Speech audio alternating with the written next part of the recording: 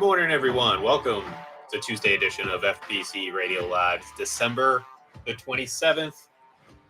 We got 2 weeks left in the NFL season. Last night wrapped up with a Chargers victory over the Indianapolis Colts and a playoff clinching victory for the Chargers, who find themselves in the playoffs for the first time since 2018. And John, I think if we were to have predicted anything before the season, I think we both felt that Brandon Staley was not long for the Chargers job. However, it was another AFC West team that decided to can their coach, as the Broncos yesterday fired Nathanial Hackett, ending a less than 1 year stint with the team. And are you surprised at all?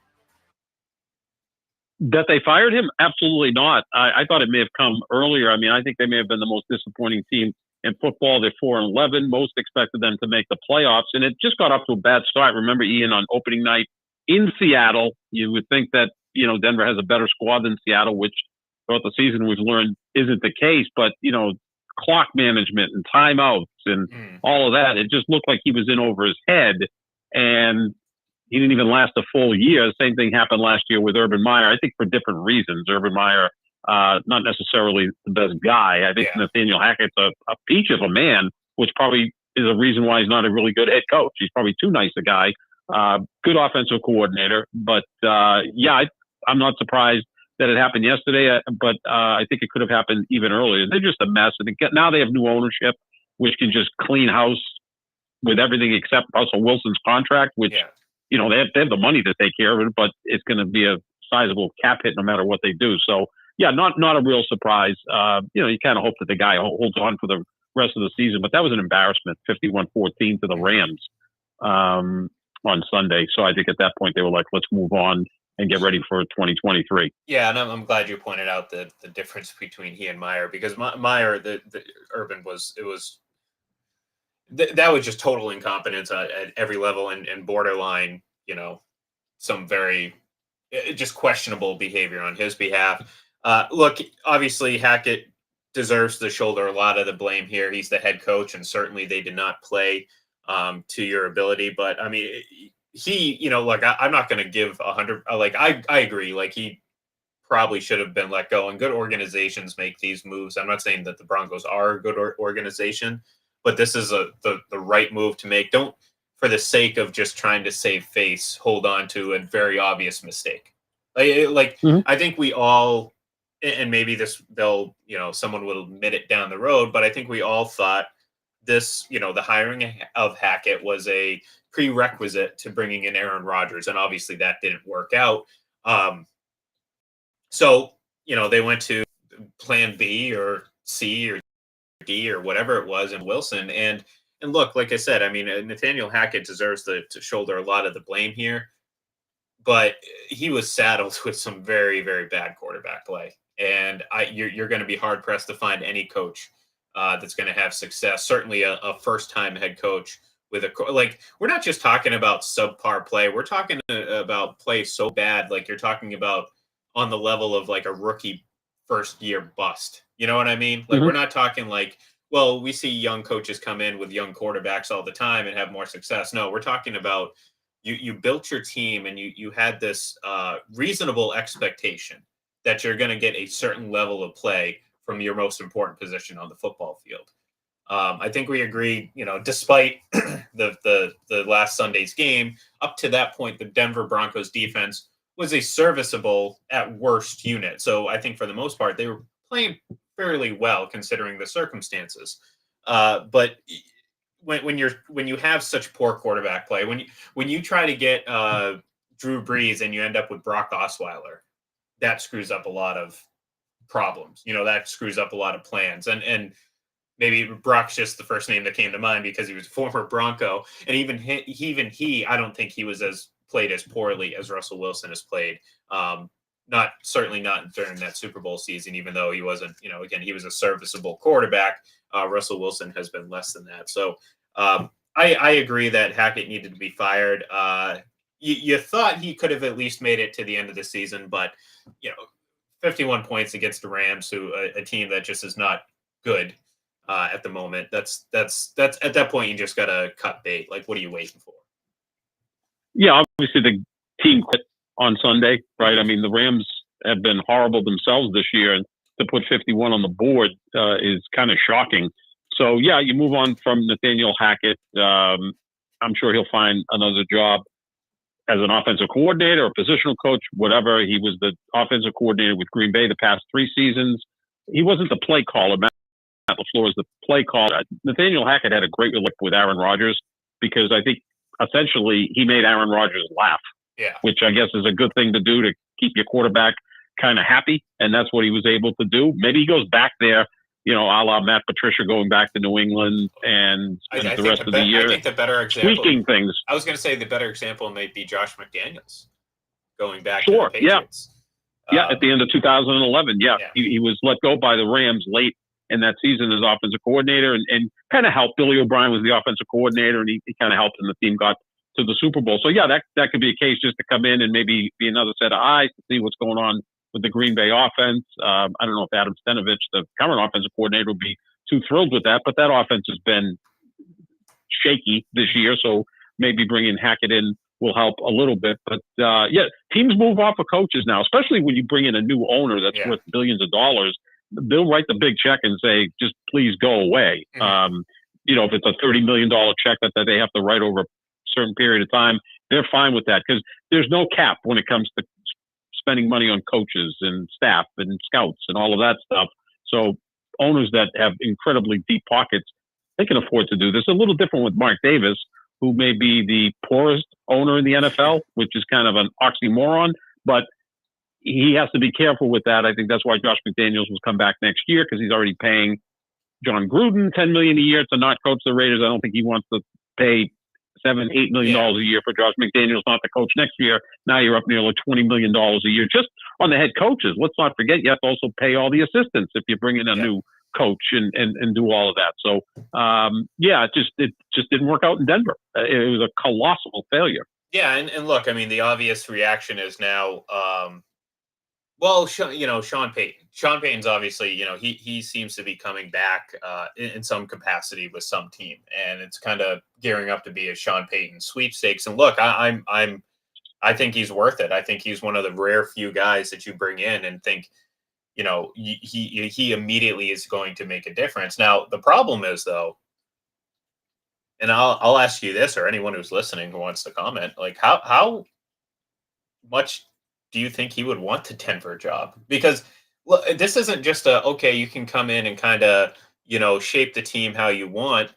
I mean, you're saddled with a horrible, horrible contract and an almost equally as bad quarterback, attached to that contract. Like, if that's the case, like, what do you do? If you're Sean Payton, I don't know if that's exactly the situation I want. I'd rather kind of wait and see what kind of pans out. Again, that we said the Chargers yesterday clinched a playoff spot, so I would imagine that Brandon Staley's job is fairly safe. I still don't think of him too highly as a coach. I think when you're doing these tales of the tape, I think he's going to come up on the short end in most situations, certainly among playoff teams. And I think that obviously can be an issue down the road. So, maybe that's probably not an option. I don't see any path to him going to Tampa if Tampa decides to move on from Bowles and Leftwich, as they probably should, regardless if Tom Brady's there or not. I don't know. Yeah, I don't think the Denver Broncos are going to land Sean Payton. I know a lot of Broncos fans, that's the silver lining and all this. Maybe we'll get Sean Payton. I just don't see it as an ideal landing spot for him. Certainly a guy of his ilk. First of all, you're going to have to give him complete control of the organization, which I don't think would be a major problem. Look, if you bring in Sean Payton, you should be doing stuff like that. He's going to run everything. He'll bring his own general manager in, but he'll be the guy in charge. So that's not really an issue. Look, the money that the Broncos have with the new ownership, they could write him a check for $20 million a year. Here's 7 years, $140 million. You run the operation. That's not even going to be a dent into their bank account. The other thing is you do have to send compensation to New Orleans because he is still property of the New Orleans Saints They don't have a first-round pick this year because that's going to Seattle for Russell Wilson. That's the deal that's just going to, drag down this franchise, it feels like, for the next 3 or 4 years because they don't have a lot of draft capital. And in return, they got a quarterback that's below average that they're paying $35-40 million a year. How bad can that be? I think what other places could be, look, if Miami loses its last 2 games and goes from 8-3 to 8-9 and misses the playoffs, could we hear again Sean Payton, Tom Brady going to Miami? I mean, could that be reignited? I don't think so, only because of the way it came about last year and tampering and, I'd say it's more likely that you hear Tom Brady's name come up because I think we could see, and we may possibly be seeing right now, the honeymoon period with Tua might be ending. And right now, I mean, he's in concussion protocol again. I mean, that's, from a health standpoint, you have to be concerned for him as a human. But in terms of, look, this team is going through, and it's not being talked about enough, a pretty epic collapse, if you think about it, in terms of where they were just about a month and a half ago to now having lost 4 straight games. And a lot of it has to do with, well, the inexperience of Mike McDaniel kind of showing up a bit, and Tua's subpar play. I mean, the guy seems a lot like a one-read quarterback most of the time, and I think teams are starting to key in on it. So once he starts getting away from that one read, which, in a lot of cases, and rightfully so, it should probably be Tyreek Hill, he struggles. And again, I mean, you can't get much worse than throwing 3 straight interceptions on 3 straight drives in the fourth quarter. Like that's an epically bad stretch of quarterback play, and certainly one that contributed to them losing that game.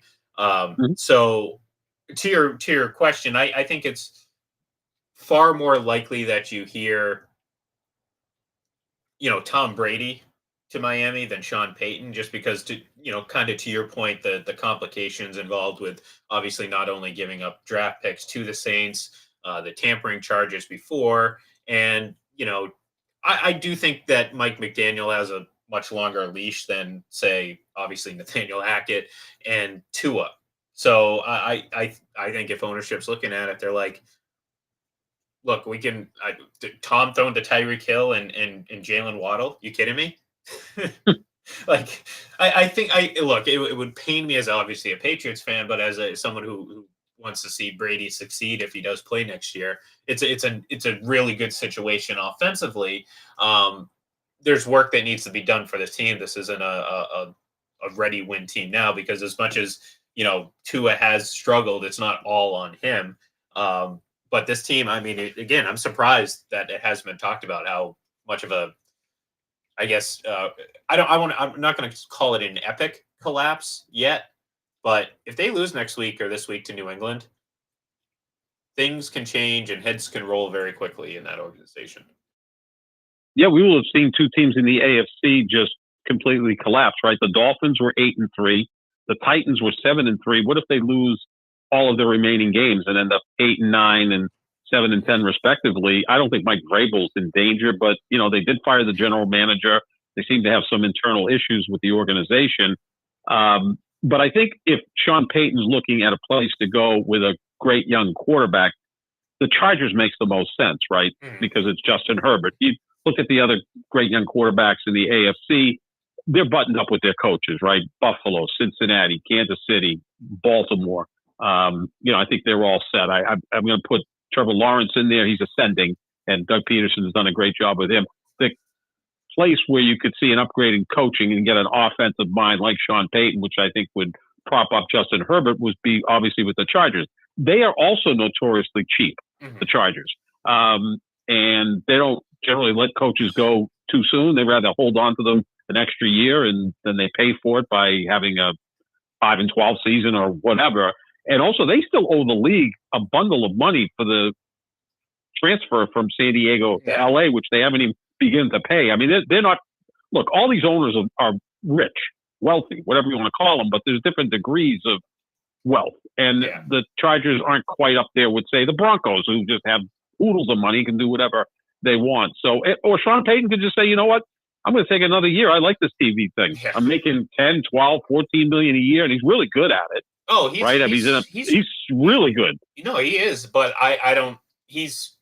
I see. I don't believe. I think that's about a 1% chance of happening. Like I think he's very eager to get back to coaching. I mean, he's young enough that he can still have like a second run here. You know what I mean? You think about how long he coached the Saints. I mean, he's I don't know how old he is, but maybe I'm just, he looks young, but he seems relatively young for NFL. He's my age. I believe he's exactly my age. Oh, so he's 59. Yeah. Which in terms of NFL coaching, that's I mean, you can still coach for another 8 to 10 years if he wanted to. Sure. So, where are you going to do that? Now, here's the thing. You mentioned the Ravens and Lamar Jackson. What if Lamar Jackson goes elsewhere? Mm-hmm. Now all of a sudden, okay, maybe if Sean Payton thinks Lamar Jackson is the guy that's going to, take him to the next level, obviously a different quarterback than Drew Brees, but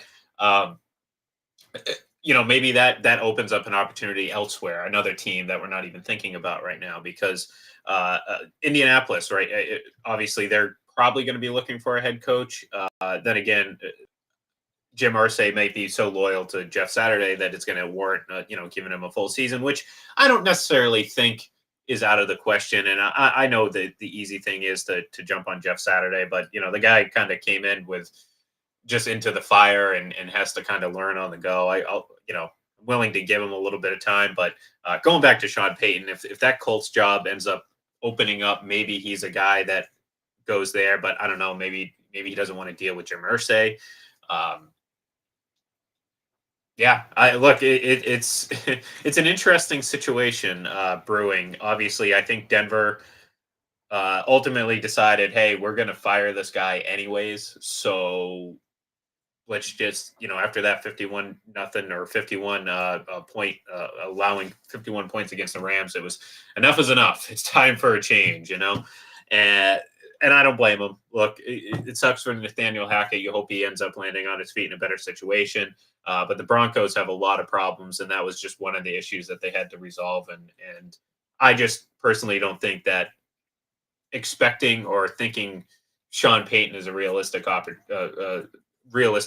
for them is a little bit of a pipe dream, in my opinion, because I just don't think whatever situation in other teams, the quarterback situation is better, whether you have a better quarterback or just one that isn't as expensive as Russell Wilson, which is pretty likely is the situation, meaning you can kind of figure out your own thing there. So, it'll be interesting.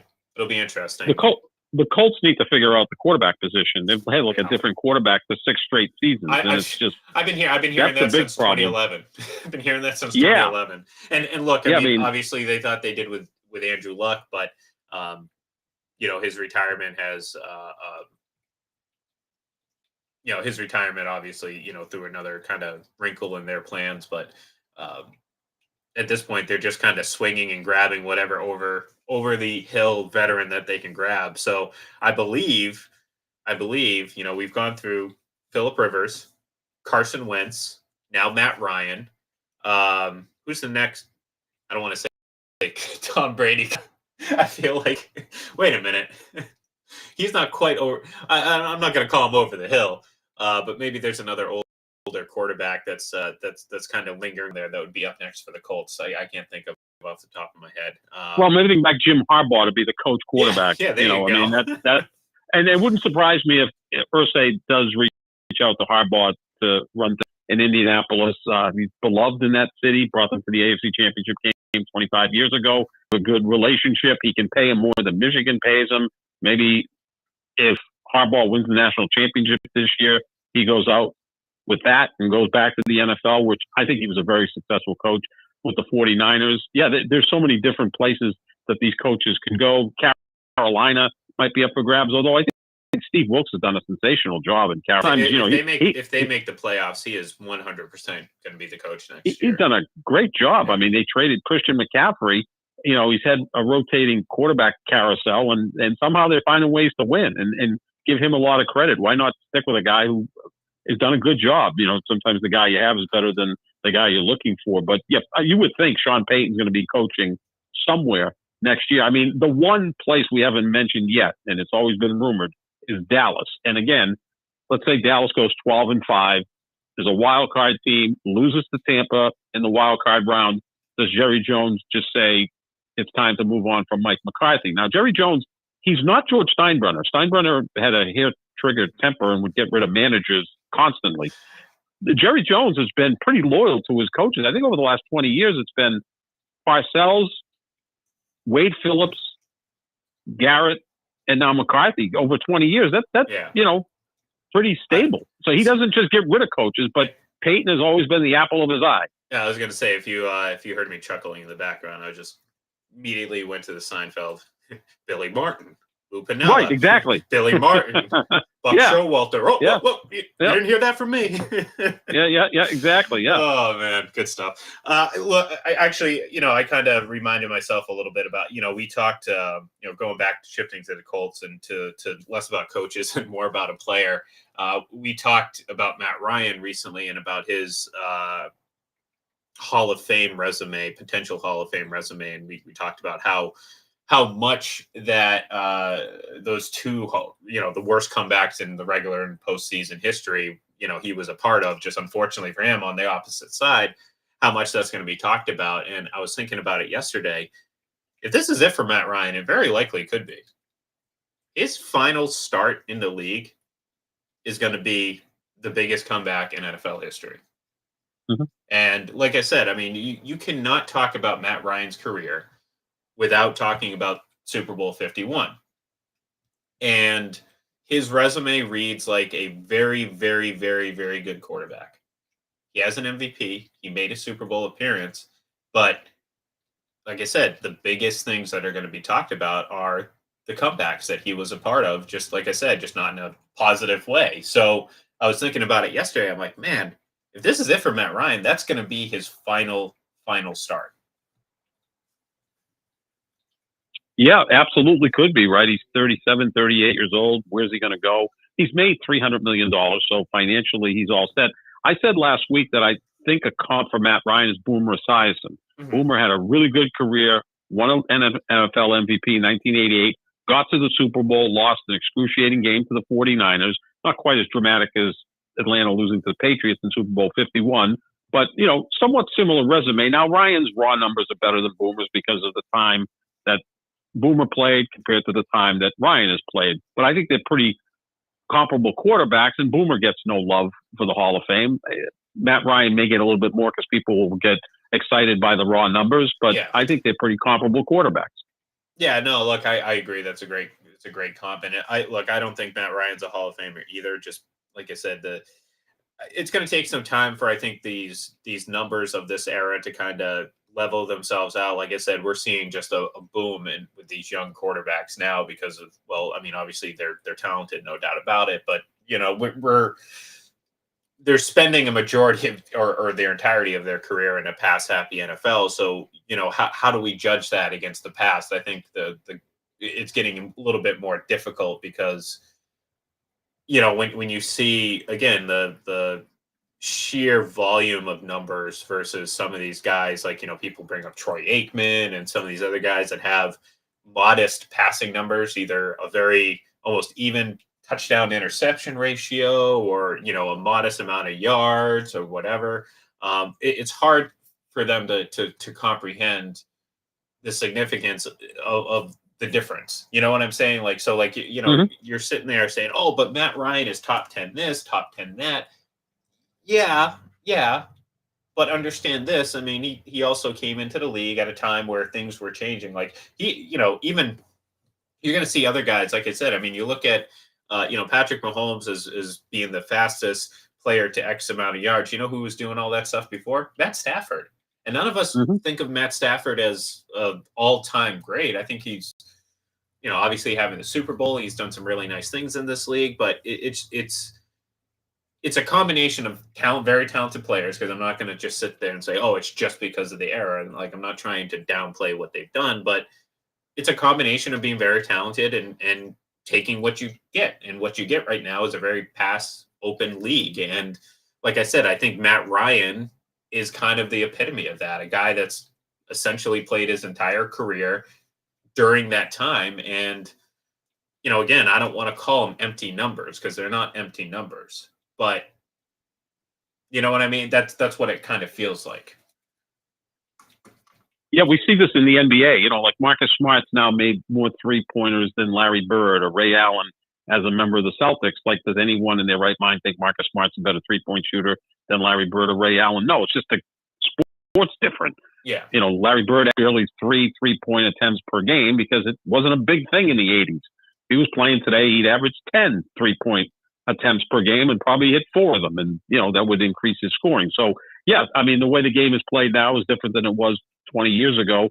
I think it was Terry Bradshaw was proud that he had exactly as many touchdowns as interceptions. And no one doubts that Terry Bradshaw is not a Hall of Famer. 4 Super Bowl wins, some of the biggest moments in postseason history. It's just a different sport back then. Yeah. Compared to the way it is now. You could maul wide receivers, so that's going to lead to more interceptions. They threw the ball down the field more, which is going to lead to more interceptions.